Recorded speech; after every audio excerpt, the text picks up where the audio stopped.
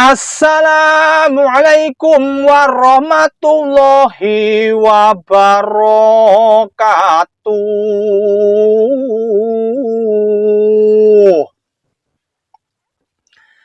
A'udzubillahi minasyaitonirrajim. Bismillahirrahmanirrahim.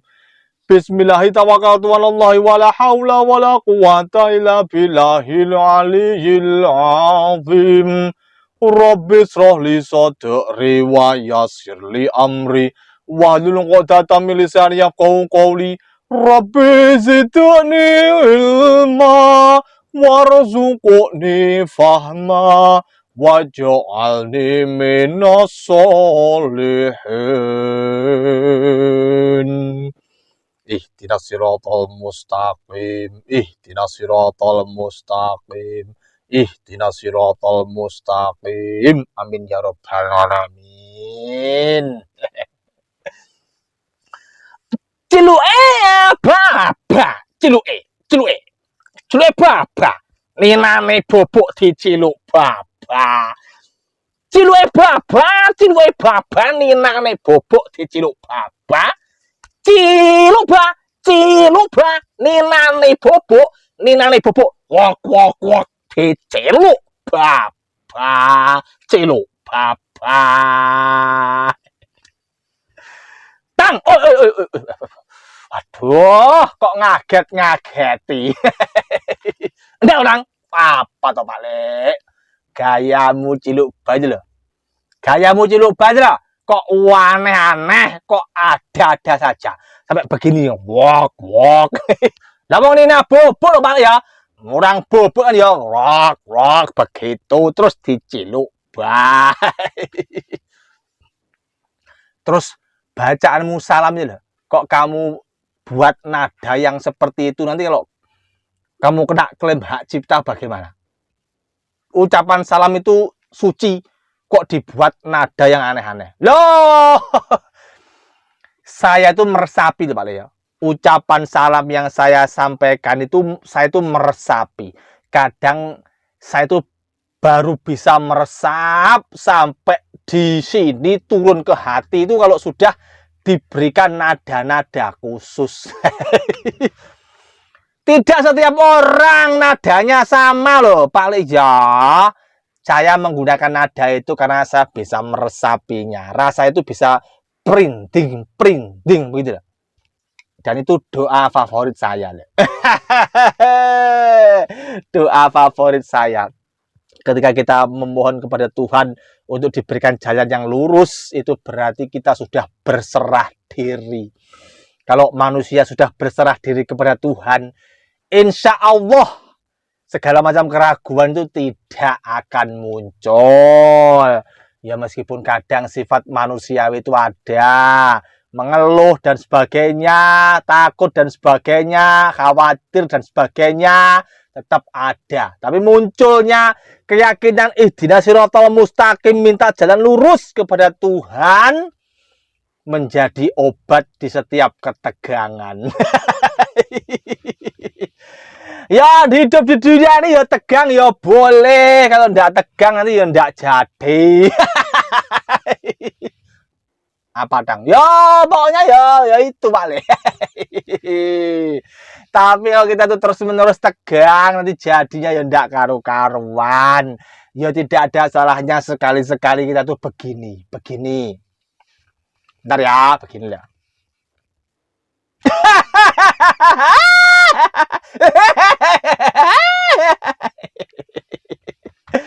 Sekali-sekali ketawa kan ya enggak apa-apa Dalerja, untuk memberikan ruang bagi suasana hati kita ini, diberikan ruang supaya tidak menjadi hati yang penuh dengan kekacauan. Kekacauan dunia ini ya biar terjadi di dunia, di luar diri kita ya biar kacau ya monggo. Yang penting yang ada di dalam diri kita ini tetap enjoy. Tetap begini loh. Begini loh. Ntar ya. Sebentar ya. Tertawa ya enggak apa-apa sekali-sekali untuk menyegarkan diri. Lor tulor. Terkadang kita disuguhi kisah hidup orang lain. Tiba-tiba mak metungul, mak bedunduk, mak ketuntung muncul di telinga kita. Orang menceritakan sebuah kisah keberhasilan, kesedihan, kebahagiaan, dan sebagainya. Menceritakan orang lain, menyampaikan kisah hidup orang lain. Tiba-tiba mak petunduk hadir di depan kita, cerita macam-macam tentang kehidupan orang lain. Bagaimana kita harus menyikapinya, lor? Kita jadikan apa berita itu? Kita jadikan bahan pergunjingan, kita jadikan bahan olok-olokan, kita jadikan pelajaran. Pilih mana panjenengan. Banyak orang hebat di sekeliling kita, banyak orang berpengaruh di sekeliling kita, banyak orang yang memiliki kisah masa lalu yang hebat di sekeliling kita. Sebagian dari orang-orang beruntung itu membagikan kisah hidupnya kepada banyak orang dalam kesempatan yang berbeda-beda. Ada kalanya sebagian dari kita itu menerima kisah hidup itu sebagai bahan ilmu, sebagai bahan perenungan. Tapi tidak sedikit juga sebagian dari kita itu yang menganggap kisah hidup yang diceritakan di hadapan kita itu adalah sebagai bahan olok-olokan, dimentahkan, tidak ada ilmu yang diserap. Sebagai pribadi yang penuh dengan tujuan hidup, sebagai pribadi yang diisyaratkan sebagai pemimpin dunia, kita membutuhkan berbagai macam perbandingan. Hidup kita ini bukan satu-satunya hidup yang ada di dunia ini, ya. Hidup kita ini bukan satu-satunya sebuah serial drama yang ada di dunia ini. Miliaran manusia ini, lur ya, miliaran. Dan setiap individu, setiap kehidupan manusia satu dengan yang lainnya memiliki kisah yang berbeda-beda. Kalau kita sewaktu-waktu, suatu saat kok mendapatkan info, mendapatkan cerita tentang kisah hidup orang lain, bahkan dijadikan buku, tidak ada salahnya bagi kita untuk mempelajarinya. Selalu ada ilmu yang bisa kita dapatkan dari kisah hidup orang lain. Kisah tentang keberhasilan dalam suatu usaha dijadikan buku, bisa kita baca. Kisah tragedi dalam suatu kehidupan seseorang dijadikan buku, tidak ada salahnya kita baca. Dan yang paling mendesak untuk kita baca sebenarnya adalah bagaimana tabiat-tabiat orang-orang yang mumpuni dalam hidupnya. Tidak ada salahnya kita meniru. Jangan sampai kita melontarkan keyakinan-keyakinan palsu yang dipaksakan. Maksudnya adalah keyakinan bahwa saya adalah saya, dia adalah dia, apa yang dia jalani adalah dia jalani, apa yang saya jalani adalah saya jalani. Tidak ada kewajiban bagi saya untuk meneladani yang dia jalani. Kalau itu terjadi, Lor, kita akan menjadi katak dalam tempurung. Jangan pernah menolak ilmu meskipun itu datang dari arah yang kita tidak pernah sukai. Selama itu adalah ilmu, ada baiknya kita resapi, kita yakinkan diri kita, kita buka hati kita. Ini loh kuncinya, membuka hati. Kita memang dilahirkan dengan kekhususan kita, dengan ciri khas kita, tapi kita tidak pernah lepas dari yang namanya akal. Kita tidak pernah kehilangan hati sanubari. Kita selalu bisa membedakan mana yang baik, mana yang buruk. Kita selalu bisa menimbang-nimbang mana yang harus kita tiru, mana yang harus kita buang. Kalau kita mendapatkan sebuah kisah pengalaman kehidupan seseorang yang sekiranya itu adalah pengalaman yang penuh makna dan kita bisa melakukan hal yang sama, maka kita akan tidak pernah disalahkan untuk mencoba meneladaninya. Lagi pula lur ya, yang namanya katak dalam tempurung itu dia hanya bisa kangkung, kangkung, kangkung di dalam tempurung, seolah-olah dialah yang paling hebat. Sementara di luar tempurung itu berbagai macam kisah luar biasa dahsyat tidak sempat disaksikannya. Tapi kita tidak boleh melepaskan yang namanya saringan. Ini kadang kita itu ingin meneladani yang kita sukai. Dan kadang yang kita sukai itu tidak selalu, tidak melulu yang kita butuhkan, yang kita perlukan. Bahkan tidak ada jarangnya, tidak jarang apa yang kita suka itu sebenarnya adalah kehancuran bagi diri kita. Berbagai macam kisah hidup yang mungkin dibukukan oleh para pelakunya, kita bisa membacanya, kita bisa meresapi, dan kita jangan terburu-buru menyimpulkan. Biarlah kita baca sebagai ilmu, biarlah kita baca sebagai pemasukan bagi keilmuan, bagi pengetahuan diri kita.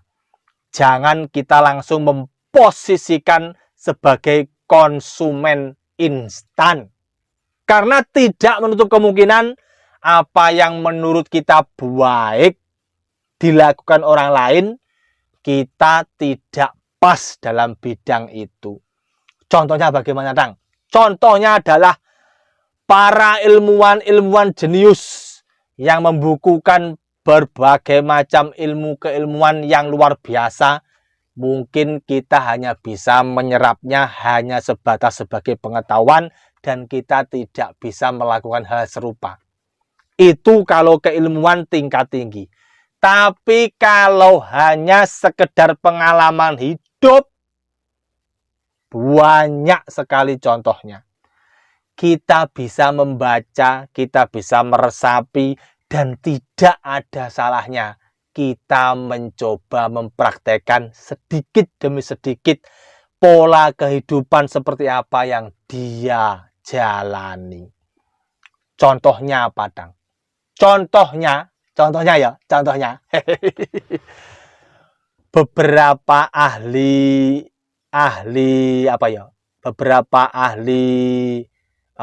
apa? Kok lupa saya namanya?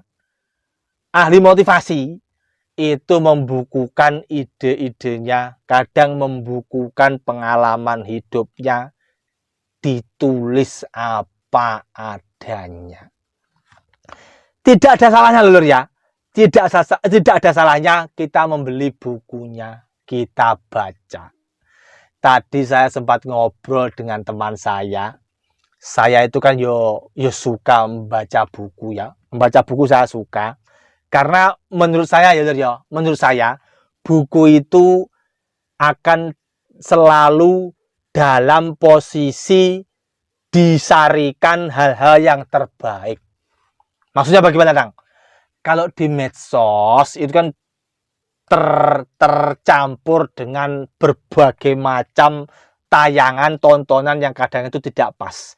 Tapi kalau buku lur ya, kalau buku itu sudah didesain sedemikian rupa untuk tetap pada jalurnya dan tidak melenceng kemana-mana. Contohnya buku karya Ipo Santosa. Misalnya ya, karya Ipo Santosa.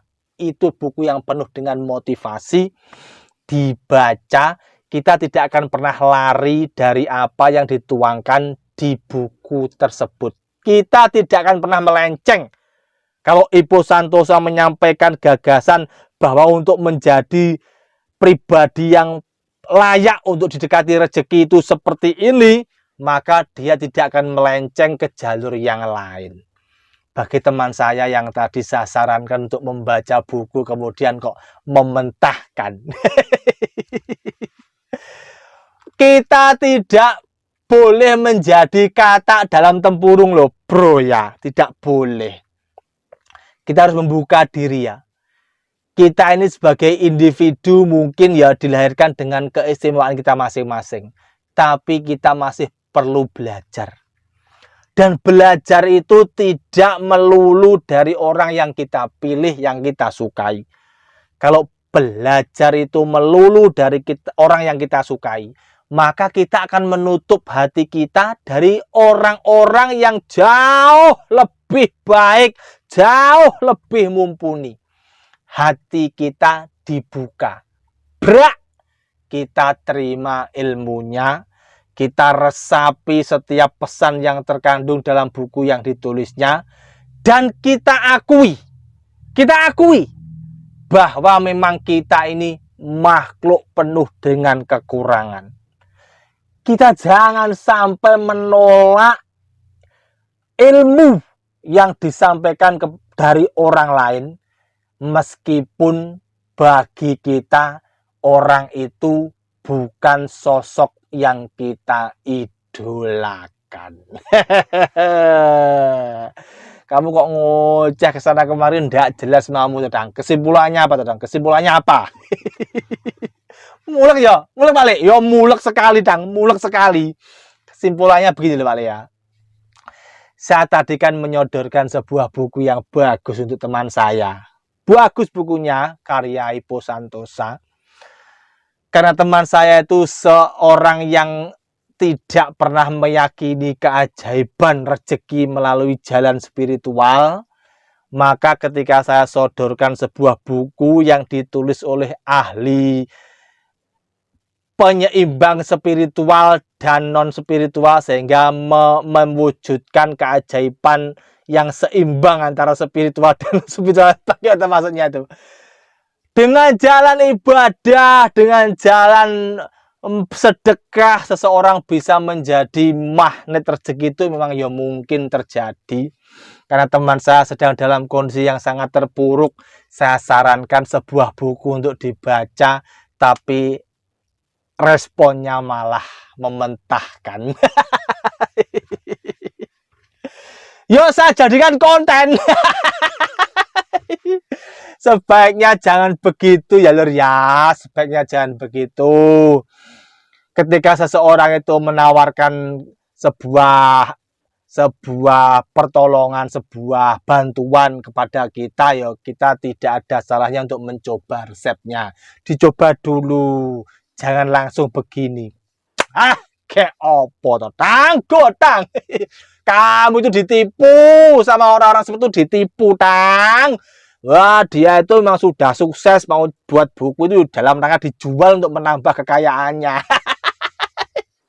Kok pikirannya begitu, Lor? Jangan sampai begitu ya. Ya dibaca dulu. Saya yakin selalu ada ilmu.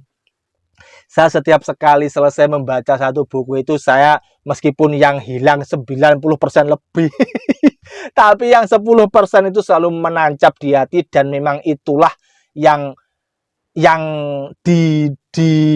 yang diniatkan untuk saya konsumsi, mungkin ya yang 10% itu.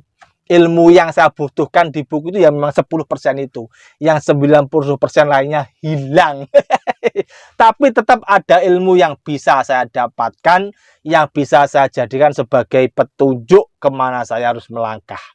Meskipun ada pedoman kitab suci, tetapi kita tidak boleh menutup berbagai macam ilmu yang disampaikan dari orang-orang yang berkompeten, bahkan pernah mengalaminya di kehidupan sejatinya. Gitu ya bro ya, mohon maaf tak jadikan konten karena cara kamu tadi menyikapi ide yang saya tawarkan itu menurut saya ya kurang pas. Jangan mementahkan, jangan merendahkan. Beliau-beliau itu adalah orang-orang yang luar biasa, menuangkan pengalamannya dalam buku yang sebenarnya itu adalah hal yang sangat mahal. Hal yang mahal dituangkan di buku dan disebarkan kemana-mana. Dia menularkan sebuah ilmu yang berdasarkan pengalaman hidupnya. Itu mahal loh bro. Mahal. Kalau sampai panjenengan melewatkan hal yang seperti itu, panjenengan melewatkan hal yang mahal.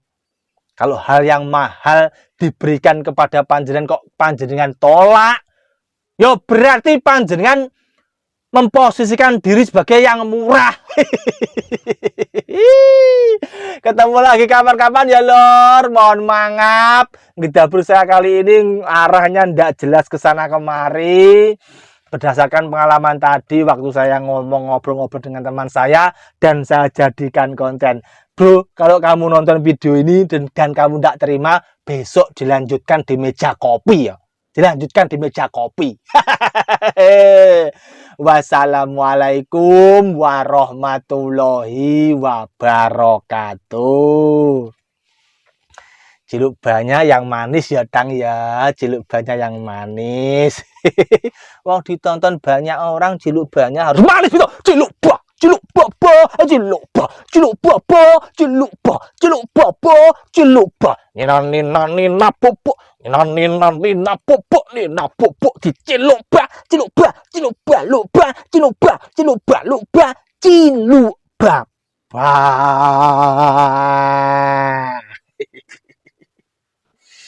Ai